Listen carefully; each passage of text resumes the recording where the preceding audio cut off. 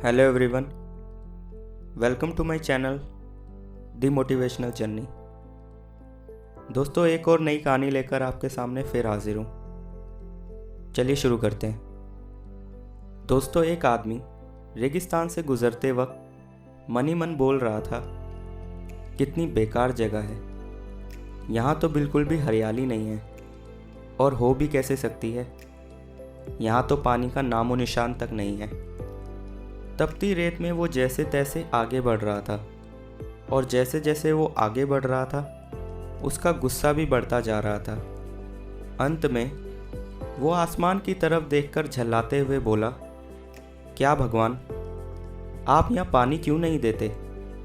अगर यहाँ पानी होता तो कोई भी यहाँ पेड़ पौधे उगा सकता था और तब ये जगह भी कितनी खूबसूरत बन जाती।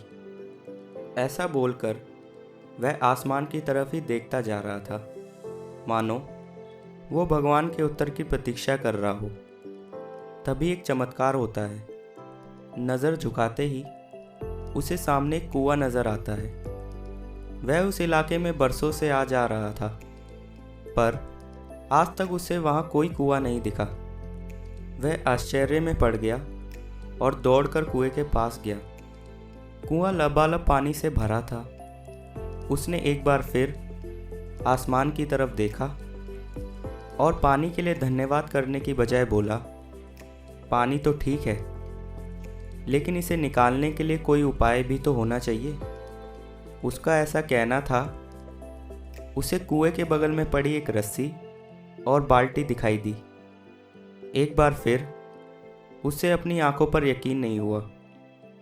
वह कुछ घबराहट के साथ आसमान की तरफ देखकर बोला, लेकिन मैं ये पानी ढोऊंगा कैसे? तभी उसे महसूस होता है कि कोई उसे पीछे से छू रहा है। उसने पलटकर देखा तो एक ऊंट उसके पीछे खड़ा था। अब वह आदमी एकदम घबरा जाता है। उसे लगता है कि कहीं वो रेगिस्तान में हरियाली लाने के काम में ना फंस जाए, और इस बार वो आसमान की तरफ देखे बिना ही तेज कदमों से भागने लगता है।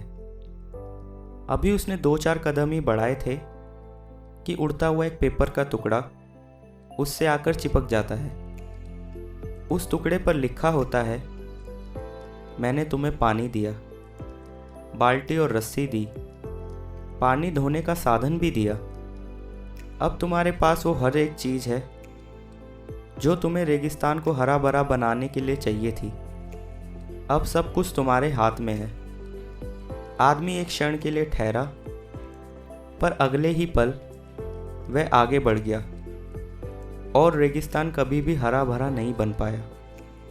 दोस्तों, कई बार हम चीज़ों के अपने मन मुताबिक ना होने पर दूसरों को दोष देते हैं।